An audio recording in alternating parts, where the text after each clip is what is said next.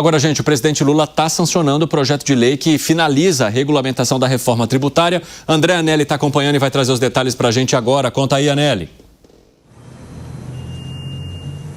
Pois é, Evandro, essa é a última etapa, então, da regulamentação da reforma tributária, especificamente com 2 pontos. O IBS, o Imposto sobre Bens e Serviços, que substitui o ICMS, o Imposto sobre a Circulação de Mercadorias e Serviços, que era estadual, e o ISS, o Imposto sobre Serviços, que era municipal. Esses 2 impostos sendo, então, substituídos pelo IBS, que agora conta com um comitê gestor, justamente para fazer com que haja uma administração de aquilo que é arrecadado entre estados e também municípios e o Distrito Federal, para que haja uma divisão justa em relação a esses tributos arrecadados. Então, essa é uma parte, então, dessa regulamentação que está sendo sancionada nesse momento pelo presidente Lula em uma cerimônia aberta aqui em Brasília, que conta inclusive com o SERPRO, que é responsável então pelo desenvolvimento de uma plataforma digital da reforma tributária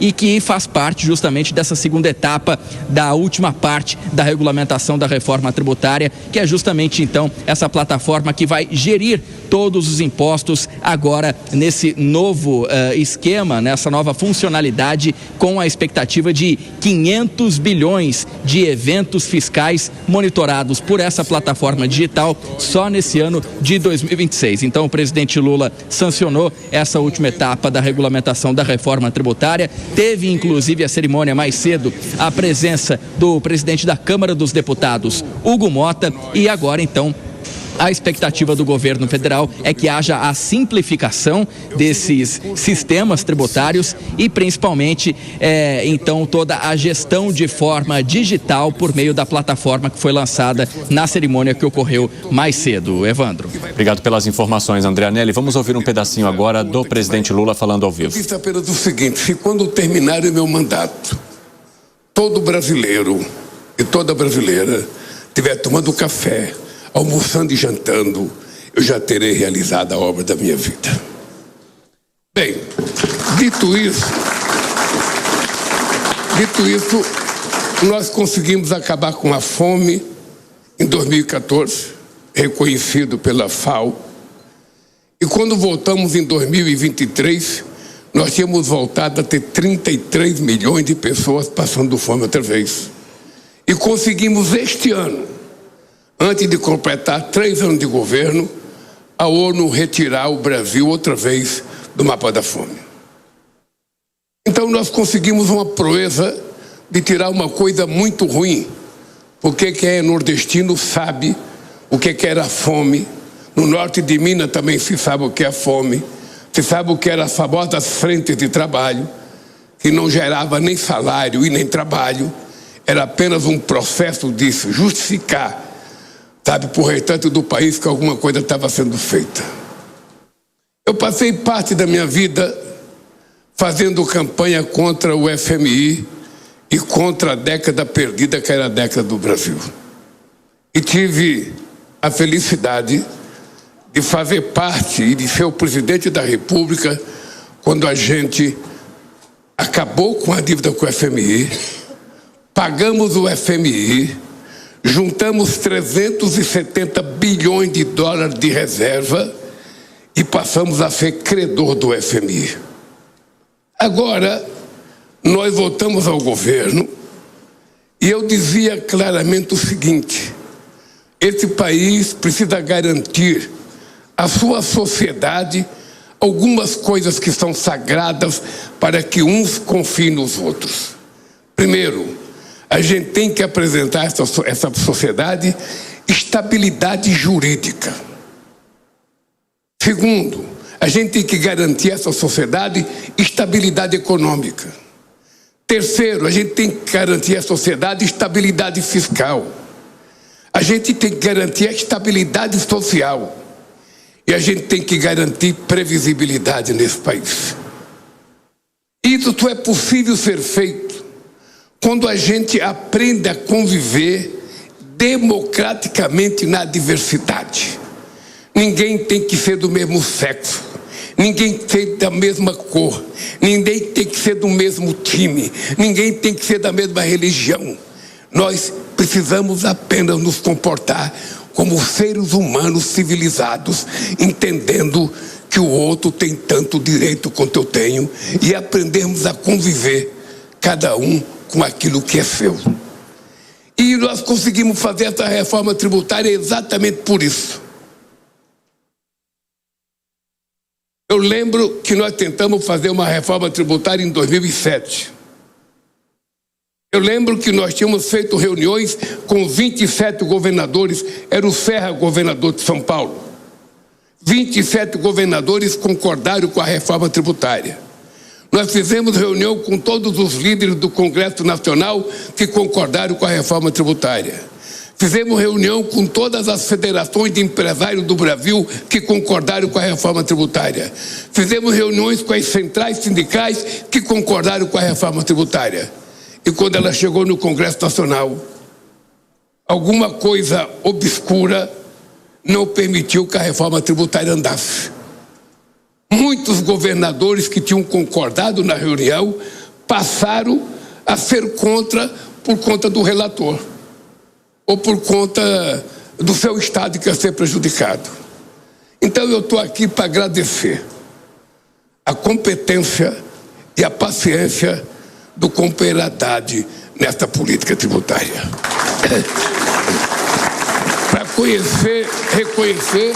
Vamos falar um pouquinho sobre reforma tributária enquanto o presidente da República vai fazendo o discurso dele ali, com agradecimento agora ao ministro Fernando Haddad e trazendo que a sociedade se alinhou, mas no Congresso Nacional houve uma dificuldade e a mudança de perfil também de alguns governadores. Você concorda que foi dessa maneira, Cássio Miranda? A reforma tributária era mais do que um desejo do povo brasileiro, era uma necessidade. Nós temos um sistema tributário que, no meu entendimento, não pode nem ser chamado de sistema. Era um emaranhado de normas tributárias conflitantes, por vezes complementares. Era um negócio maluco. Talvez fosse o grande exemplo, a grande materialização da burocracia no país. E essa reforma foi feita, hoje nós temos a última etapa.